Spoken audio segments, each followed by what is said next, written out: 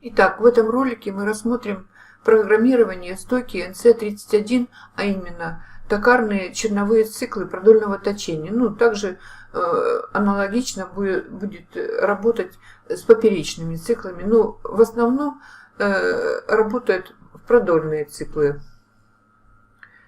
Итак, рассмотрим на примере вот этой детали. Ну, это обыкновенный фланец, он часто используется.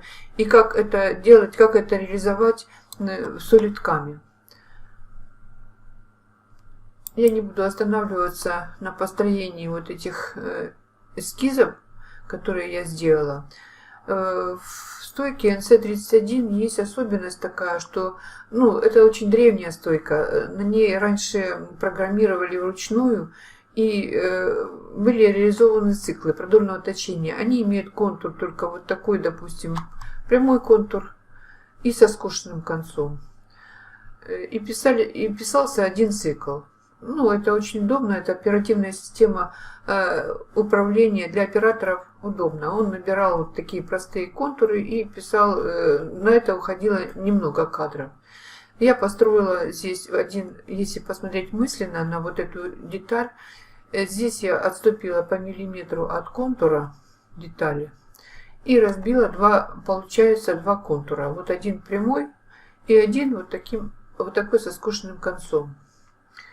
Вот этот прямой я показываю. Получился вот такая траектория.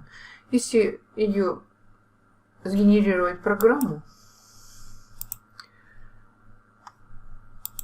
мы получаем вот такой коротенький цикл. G77 это цикл продольного точения.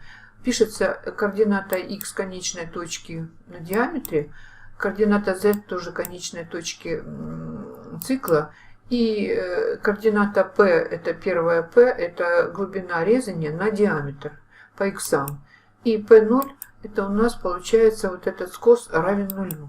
То есть вот это p0. Если посмотреть вот этот скос, следующий цикл, у нас получается скос будет равен вот этому значению по z, p2. Если мы сейчас генерируем программу, мы можем обе программы, чтобы сравнить, сгенерировать, допустим, 3 единички поставим.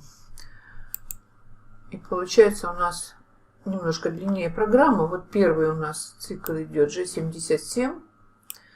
Дальше переход на следующий цикл идет G77. И уже второй скос, вот у нас вот это расстояние 22, если здесь такой формат числа 22.292, формат 1000. Получается такая программа. Мы смотрим, что на 2 цикла у нас ушло 32 кадра. Всего вместе с подходами, с режимами и так далее. Здесь начало программы, там подход, смена инструментов, подача, все нормально. Если мы сейчас генерируем, я сейчас ее немножко преобразую, уберу вывод цикла, вот использование цикла убираю. На вид она вроде бы та же самая. Теперь мы смотрим второй цикл. Это у нас а второй цикл это у нас вот этот цикл. Убираем. Считаем, вот получился этот цикл. Получается, что если мы сейчас обе программы сгенерируем, назовем ее 113, пусть будет так.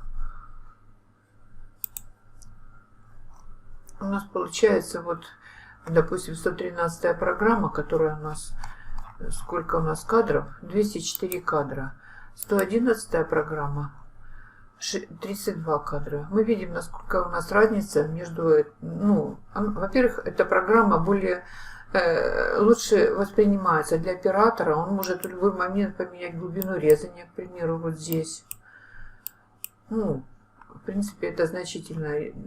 То есть не надо пересчитывать программу, идти к компьютеру и пересчитывать программу.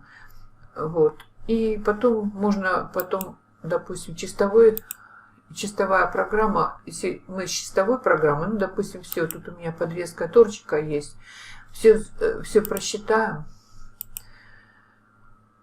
уберем циклы, вернее, не уберем циклы, восстановим циклы, цикл вывода, вот этот, использование цикла, так, теперь вот этот использование цикла.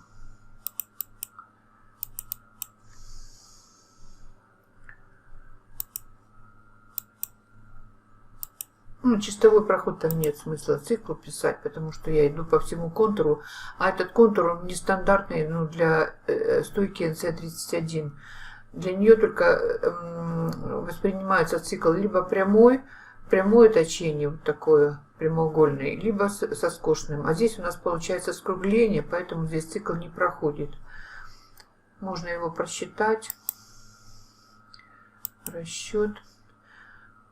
Прочитали чистовой, можно его прокрутить. Сейчас я хочу все вместе, что у нас получилось. Лечение, подрезка. Вот идет один цикл, ну это более наглядно. Все построения, которые я делала, допустим, вот этих эскизов, я думаю, что кто пользуется SolidCam, они знают, как это делать. Здесь не надо 3D модели. Я 3D модель просто отходила по эквидистант на миллиметр, оставила. И вот такое получилось. Вот я сгенерировала. Теперь просто беру и нужно пересчитать, создать управляющую программу с циклами. Все вместе. Вот у нас программа получается. Вот такая программа 62 кадра. Так, посмотрим. Нет, это не тут. Или тут. Ну да, вот G3 есть. Так, это галтелька идет. Не галтелька, а дуга идет. Скругление. XZ, P. Ну, вы видите, довольно-таки специфичные кадры получаются. Ну, нестандартные же коды, как обычно идет на Фануке, ну, на Siemens и так далее. Здесь своя специфика. Эти стойки уже модернизированы. И можно загружать программы не только вручную, можно с помощью флешки или картриджа какого-то. Ну, сейчас это все решается вопрос. Многие уже перешли. Станки довольно-таки неплохие, железо в них хорошее, поэтому они еще в использовании. Аналогично делаются циклы по G78, ну и так далее. Вот. Пожалуй, все, что я хотела рассказать.